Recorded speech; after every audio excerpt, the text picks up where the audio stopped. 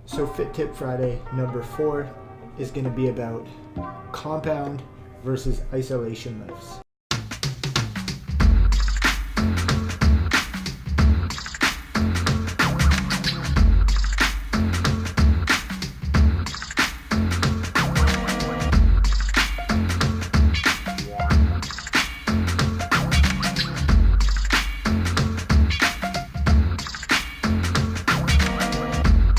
So an isolation movement is defined as an isolated movement that requires the use of only one muscle, as opposed to a compound movement, which we'll get into in a second, that requires the use of more than one muscle. The example of this that they give is a bicep curl, for example, pectoral flies, and tricep extensions, also called isolation exercises or concentration exercises, because you're concentrating on only targeting 1, 2 maximum muscle groups at a time.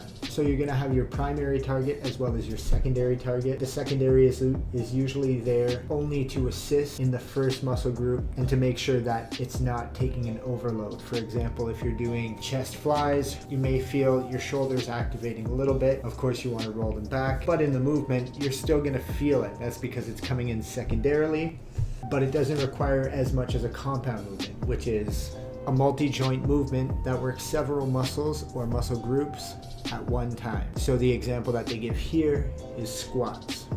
A squat engages many muscles in the lower body and core, including quads, hamstrings, calves, the glutes, lower back, and the core.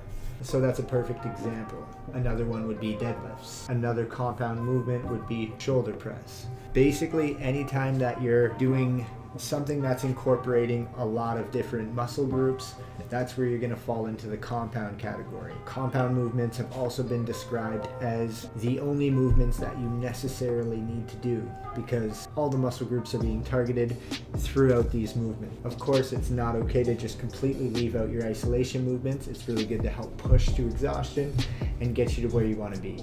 So make sure you're incorporating compound movements as well as isolation movement. I'm gonna head over to the gym and I'm gonna film a couple compound movements, a couple isolation movements, just to give you guys an idea, and I'll throw them out at random so you can try and choose and decipher which one is a compound movement and which one is an isolation movement.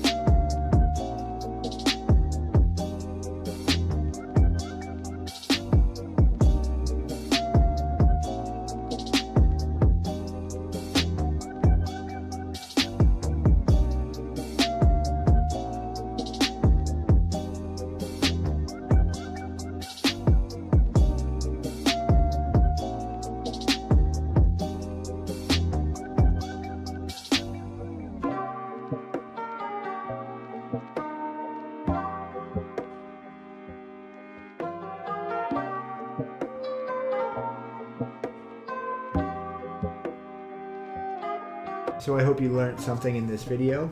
If you did, like, comment, and subscribe. Make sure to share these videos so that other people get to know what these are, so they get to learn what we're talking about. And with all that being said, I hope you guys have a great day. Stay blessed, motivated, and we'll catch up with you next time.